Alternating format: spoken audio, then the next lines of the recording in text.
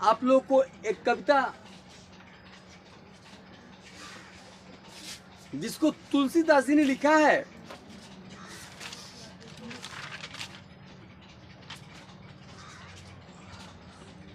तुलसीदास, इनके बारे में यदि कहा जाए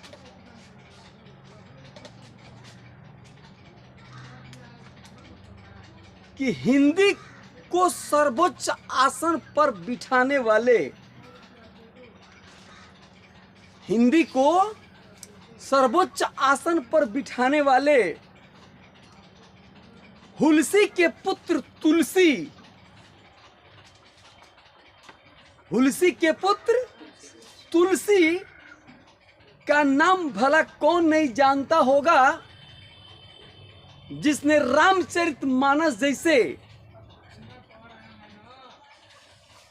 काव्य की रचना कर दी।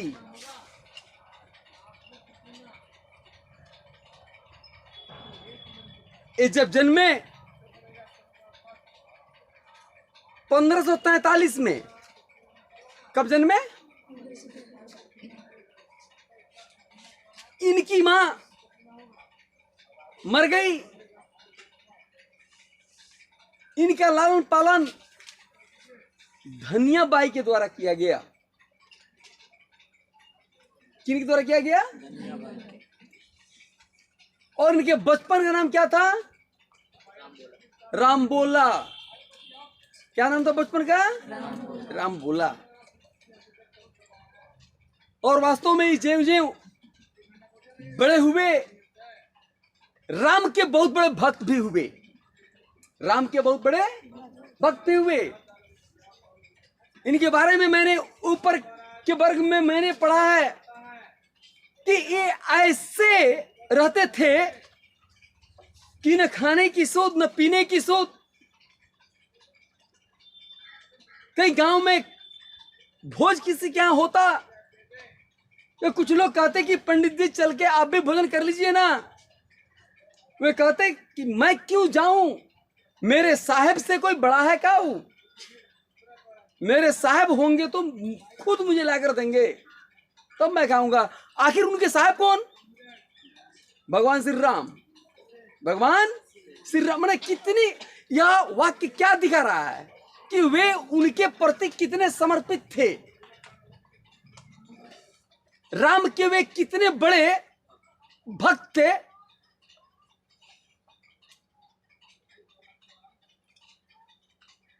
लेकिन वे अपनी बातों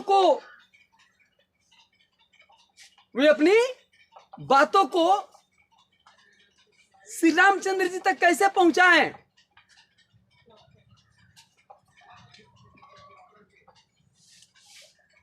एक वाक्य हमको बीच में याद आ गई। आप लोग हनुमान जी की प्रतिमा को देखते हुएगा तो पूरा उसमें सिंदूर लगा रहता है, देखे ऐसा? एक बार मां सीता सिंदूर कर रही थी, तब तक वहां पहुंच गए कौन? हनुमान जी। और पूछ बैठे कि मैया ये आप क्या कर रही हैं? अब बोलो कि मैया क्या जवाब दे? सीता मां बोली बस यही कि इस रूप में जब भगवान देखते हैं ना तो बड़ी प्रसन्न होते हैं। मैंने सिंदूर लगा जब देखते हैं तो क्या होता है? बड़ी प्रसन्न होते हैं, खुश होते हैं। देखिए उस जमाने की बात मैं कर रहा हूं, सीता और राम के टाइम की बात है यह।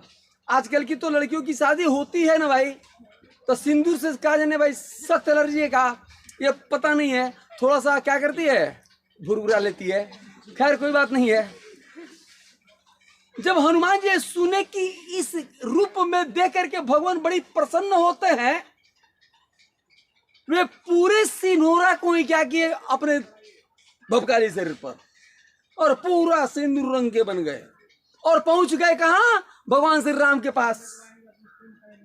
रामचंद्र जी देखे, पूछे अरे ये क्या है हो हनुमान? जवाब दिए कि मुझे विश्वास था कि आप मुझसे पूछेंगे। मैया चुटकी भर सिंदूर लगाती है तो आप इतना प्रसन्न होते हैं, और मैंने पूरा पोत लिया है तो आप पूछ रहे हैं कि ये क्या किए हो। भगवान तो सब समझते ही थे ना कि कितना भक्त है बड़ा हुआ। तो ऐसे ये तुलसी भी जो उनकी भक्ति की है, बड़ी ही तल्लीनता से, माने अनन्य भाव से, पूर्णतः समर्पित होकर के भक्ति की है। लेकिन ये अपनी बातों को श्री रामचंद्र जी के पास पहुंचाना चाह रहे हैं, और वह पहुंचेगा कैसे भाई? ये जाकर खुद मिल नहीं पा रहे हैं, तो इनको पहुंचाने का माध्यम क्या मिल रहा है? मां सीता मिल रही है, वे खुद नहीं मिल रहे हैं। क्वेश्चन भी है पाठ के अंत में कि तुलसीदास सीधे राम से न कह करके अपनी बात को मां सीता से क्यों, हमने क्यों कहलवाना चाहते हैं? चूंकि एक पत्नी अपने पति के सामने किसी बात को जितना मजबूती से रख सकती है, और कोई उतना मजबूती से नहीं रख सकता। बस यही तो ये जानते हैं कि जब मां कह देंगी तो शायद उनकी कृपा हम पर हो जाए, वे मेरी ओर देख ले, और यदि मेरी ओर उनकी निगाहें एक बार घूम गई, उनकी नजर में यदि मैं एक बार आ गया, तो मोक्ष की प्राप्ति हो जाएगी, इसमें कहीं कोई शक नहीं है। एक कविता में कहते हैं कि कबहू अम्ब अवसर पाई, अम्ब मन माता, हे मां जब कभी भी आपको मौका मिल जाए, जब कभी, ऐसी बात नहीं कि मां जाकर के किसी से अगर कोई यदि बात कहना हो ना,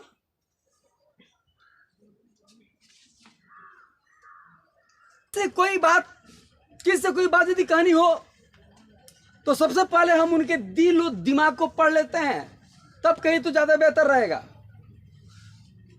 बस रहे ना, ऐसा होता भी है।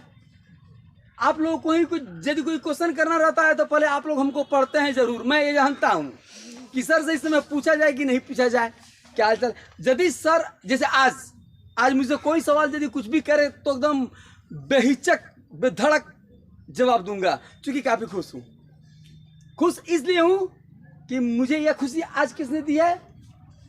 आप लोगों ने दी है। आप लोगों ने मतलब आप लोग नहीं, लेकिन आप लोग के पहले वाली जो बैच थी वो, इसलिए काफी खुश हूं।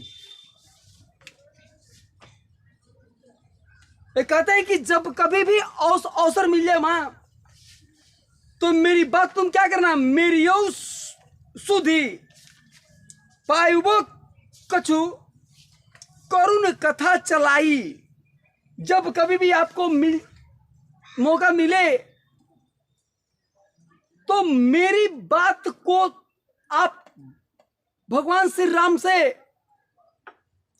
जरूर चलाइएगा, जरूर कहिएगा। दीन, देखिए क्या कह रहे हैं, दीन सब अंगहीन छीन मलिन अधौ अघाई। मैं दीन हूं, क्या हूं मैं? गरीब हूं, कुछ नहीं मेरे पास। भगवान के नाम के सिवा मेरे पास कुछ है ही नहीं। मैं बिल्कुल दीनहीन हूं, मैं मलिन हूं, मैं पतित हूं, मैं गिरा हुआ हूं। मैं यदि ऐसा मैं हूं, तो ऐसी परिस्थिति में यदि मुझे उबार सकते हैं तो कौन? मेरे साहब। और मेरे साहब कौन? श्री रामचंद्र जी। इसलिए ऐ मां, जब कभी मौका मिले तो मेरी इस दर्द भरी कहानी को उनसे जरूर कह दीजिएगा। मेरी व्यथा को उनसे जरूर बता दीजिएगा। मैं दीन हूं, दिन में गरीब निर्धन, कुछ नहीं है मेरे पास, अंगहीन हूं। अंग है भाई, किस काम का है भाई? अंग किसी काम का है? जब तक भगवान की कृपा आप पर नहीं हो, सब कुछ रहते हुए आप क्या है? कुछ नहीं है।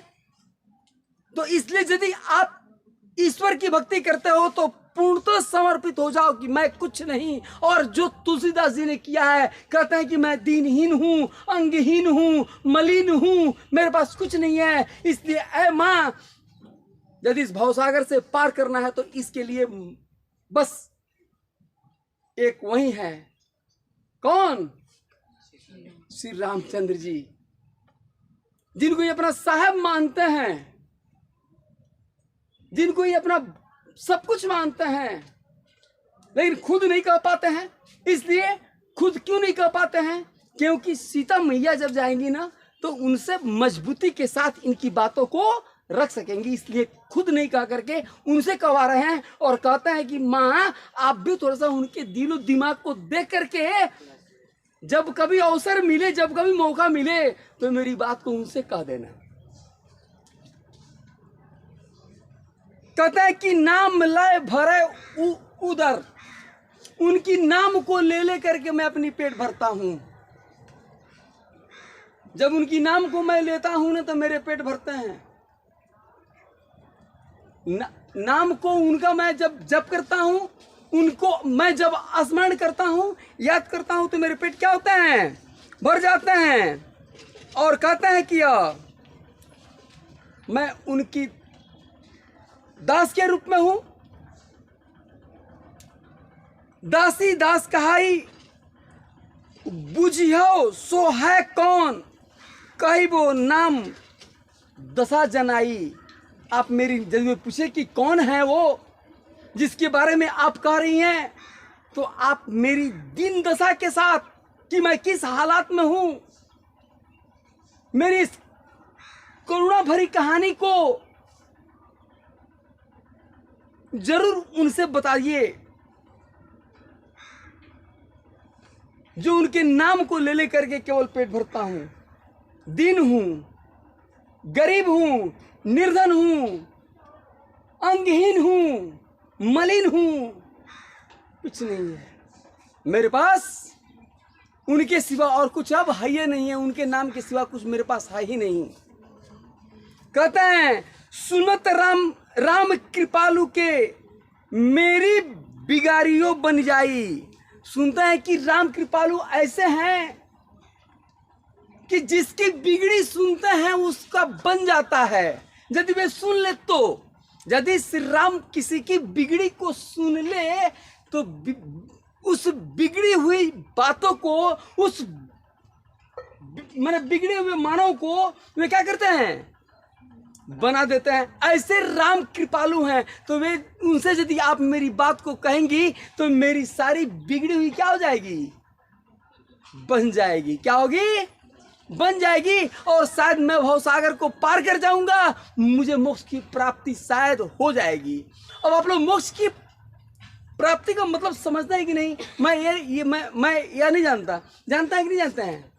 नहीं जानते हो तो जान लीजिए, ये हम लोग जो बार बार हम लोग का आना जाना जो लगा हुआ है ना इस पृथ्वी पर, और जब भी हम आते हैं तो कोई ना कोई कष्ट लेकर के आते। कोई जरूर नहीं कि मानव के रूप में ही हम आएंगे। इसके बाद हो सकता है कि बिल्ली के रूप में आए, कुत्ता के रूप में आए, इंटरनेशनल कुत्ता के रूप में आए, पता ना। तो ये आने जाने की जो सिलसिला मेरा लगा हुआ है, कम से कम इससे छुटकारा तो मिल जाए, कम से कम इससे छुटकारा मिल जाए। ये तो छुटकारा मिल जाना ही मोक्ष की प्राप्ति है। और यह तभी संभव है जब ऊपर वाले की कृपा पर होगी। इसी को करने के लिए तुलसीदास, जिनके बचपन का नाम रामबोला है, वे मां सीता से कहते हैं और ये भी कहते हैं कि मां कभी मत कर देना, कभी मत कर देना। कब कहना? कबहुक अम्ब अवसर पाई। जब कभी वैसे अवसर को देखना, जब कभी वैसे मौका को देखना, जब उन्हें कभी रंगीन मूड में देखना, तब मेरी बातों को परोस दीजिएगा कि एक ऐसा भक्त है जो आपके नाम को ले लेकर के अपना पेट भरता है, निर्धन है, गरीब है, अंगहीन है, कुछ नहीं है, और वह केवल आपके नाम को लेकर के ही वो जिंदा है। इसलिए आप अपनी एक बार नजर उस भक्त की ओर कर दीजिए, ताकि वह भक्त भी क्या हो जाए, मोक्ष को प्राप्त कर ले। जानकी जग जननी, जनकी किए बचन सहाई, तरै तुलसीदास भव, तम नाथ गुनगन गाई। ये तुलसी जी कहते हैं कि उनके नाम की गाथा को गाने के बाद जो भी गाए वो क्या होता है, वो इस भवसागर से पार कर जाता है, मैंने उसे मोक्ष की प्राप्ति हो जाती है। और इनको भी पूरा भरोसा है, क्योंकि ये भी उनके क्या हैं, बहुत बड़े भक्त हैं। उनके बहुत बड़े क्या हैं ये, मैंने इतने बड़े भक्त कि बस यही जानना कि उनके नाम को ले लेकर के अपने पेट को भरते हैं। इस तरह की भक्ति यदि हो तो निश्चित रूप से क्या होगी, मोक्ष की प्राप्ति होगी और आप भवसागर को पार कर जाएंगे, कोई दिक्कत नहीं है। और यदि नहीं हुई तो, यदि ऐसी भक्ति नहीं है तो फिर आना जाना लगा रहेगा, आओ सनम और जाओ सनम तो चलता ही रहेगा ना यार, पसंद है ना।